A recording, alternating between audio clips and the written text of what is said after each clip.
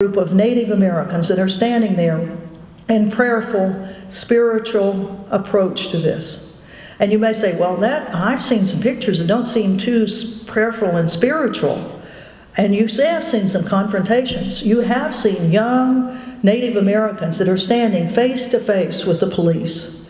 And you've seen these young women that have been manhandled by the police. And in one of them, there is a woman that has a stick, and I saw on the internet, this woman was attacking those guys, and yet there was a North Dakota state trooper who posted, this woman was not hitting anybody with a stick, she had a prayer stick.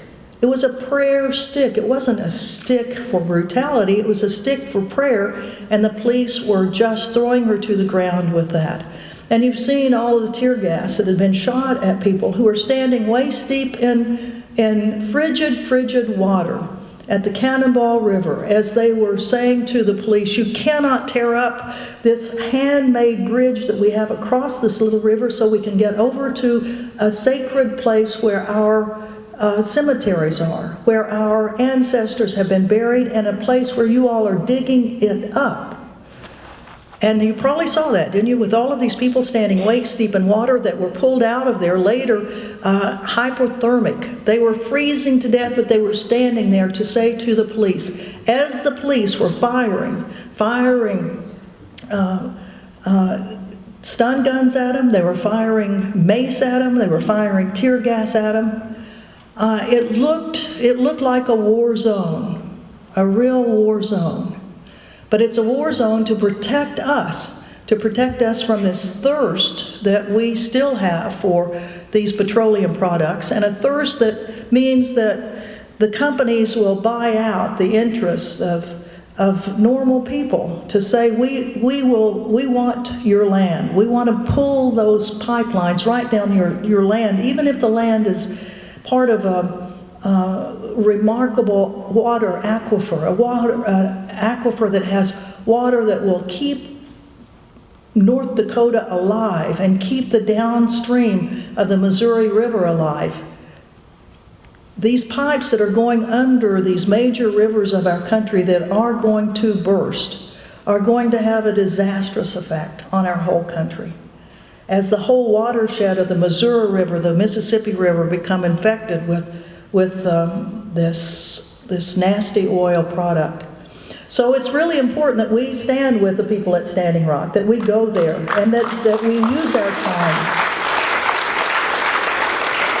And it is like most of these experiences, it's one you'll never forget. You'll never forget it at 6 in the morning as you're in your tent, getting a little chilly, and all of a sudden there's this big PA system that comes on.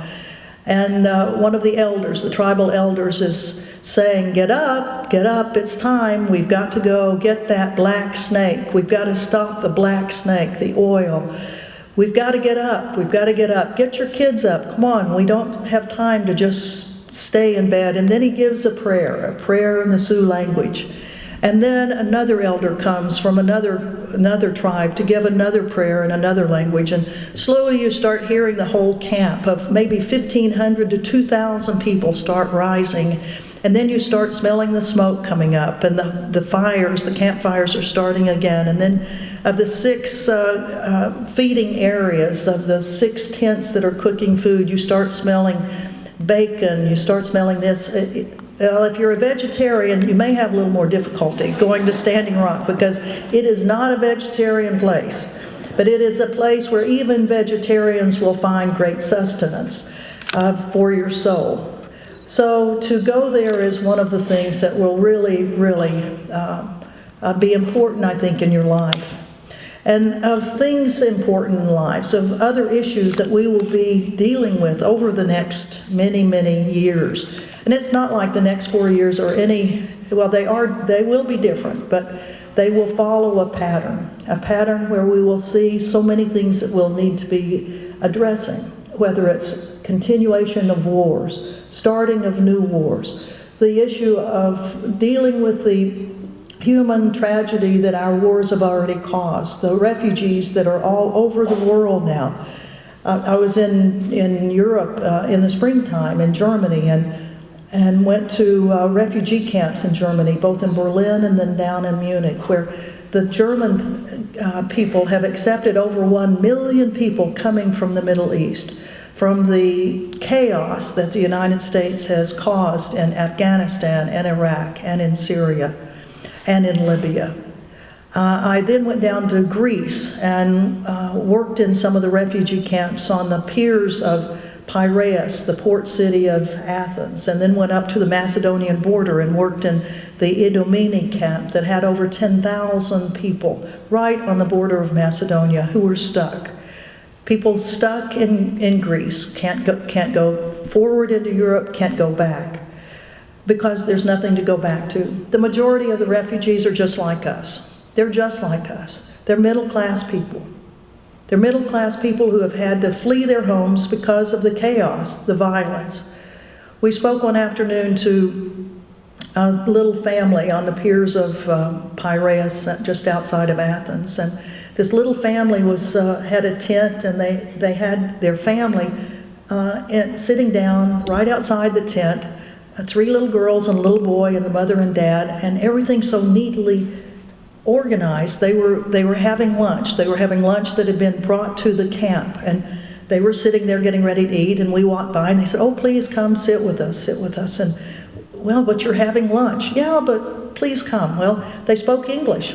The mother was an English teacher. The father was a pharmacist. 2 of the little girls spoke excellent English. And so we sat there and talked with them for hours. And the father said, "I had to leave. I had to bring my family with us because the violence that we have in Iraq," they were from Iraq, that if I stayed, the next knock on the door could have been one of the militias. And he said, "I don't know which one it would have been, but they would have said, 'You're still here and you have to come with us. And if you don't come with us, we're going to kill you.' And so what am I going to do? Be there dead and my family there?" Nope, I decided to leave. So these are some of the things that we'll be dealing with at our own bigotry here in the United States, where we have national leaders that are saying, "We don't want refugees. We don't want refugees," and yet it's our national policies that have caused these refugees to be created. And we'll deal with the continuation of the Israel-Palestine issues. And as Ayumi just mentioned, I've just come back from the women's boat to Gaza. This is our 8th year that we've been having boats that have been sailing toward Gaza to break the illegal Israeli blockade of Gaza. Gaza, this tiny little place, 25 miles long, 5 miles wide, and now over 2 million people live there. When I first started going to Gaza in 2009, it was 1.6 million people. And at that point, they were saying it's one of the most densely populated places in the world. And now, here it is 7 years later, and there's 2 million people. It truly is one of the most densely populated places, and yet it is being strangled. It is an open-air prison where the Israelis on 3 sides of it control what happens to the people in Gaza. And on the southern border, the Egyptian government, now a government that refuses to allow entry in and out of Gaza through the Egyptian border. So the people in Gaza are really stuck. They are really stuck. And by the year 2020, the United Nations says, because of the theft of water by the Israeli government, of water that should be going into Gaza, because of total control of electricity by the state of Israel,